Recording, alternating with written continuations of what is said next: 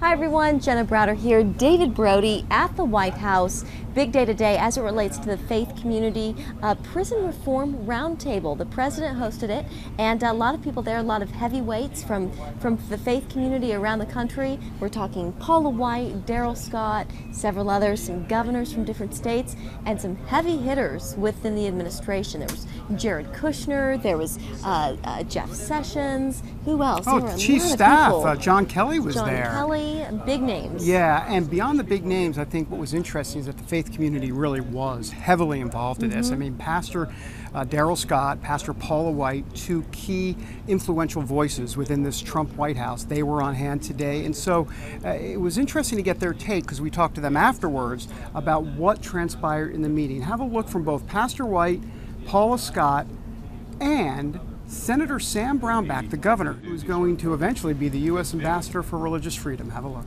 From the faith community, this started for us really at a dinner almost a year ago. We had 40 faith leaders that had a private dinner with the president up in, what I guess would be considered his residence. Yeah. And there were some people sitting at Jared's table, and they said, if every church in America adopted a few prisoners and really worked on we took some of the best practices up, because mentoring, it's not just you can't just, this solves it. It's a very, what I'm going to say, systemic and holistic approach. The president, it seems as if every time it's a major policy decision, he incorporates elements of the faith-based community because he really desires that spiritual perspective, that spiritual outlook, and that spiritual contribution to it. And he makes it a point to give us priority in these meetings. He doesn't treat us as if we're just there for window dressing. It's so much about mentoring. It's so much about engaging the faith community. It's all voluntary, nothing's forced, but you engage that faith community in mentoring relationships, and what we've seen is reducing recidivism rate in half.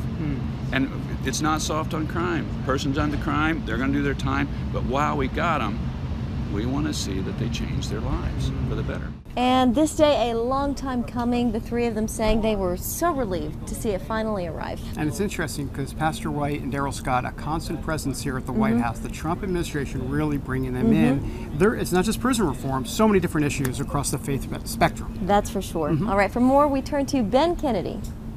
Well, David and Jenna, today President Trump talked about strategy, about how to get nonviolent offenders back into the workforce. Again, this is just the first step towards prison reform. Earlier last year, the president's son-in-law, Jared Kushner, was part of a bipartisan roundtable meeting on federal prison reform. Now, both Democrats and Republicans agreed that prison reform will only strengthen the justice system, something Press Secretary Sarah Huckabee Sanders talked about at today's press briefing. Looking at reducing the rates of recidivism, specific to helping reduce violent crime. This is a beginning conversation. This is a listening session, and we're going to continue working through this process. Let's break down the numbers. 650,000 people are released from prison each year, so a pretty big number, which is why this is getting so much support from both Republicans and Democrats. David, Jenna? Thank you, Ben. David, it'll be interesting to see how much momentum they can get behind this moving forward. Yeah, and if they're going to have momentum, they're going to need Democrat votes. Yeah. And President Trump and Democrats, that hasn't been a very good mix so far. But Cory Booker on prison reform, liberal Democrat, he's there. He seems to be on board. So it seems to be easy pickings for the president, but with the Democrats and President Trump, nothing's really ever been quite so easy. Not guaranteed. No, not guaranteed for sure. All right, from the White House, Brody and Browder.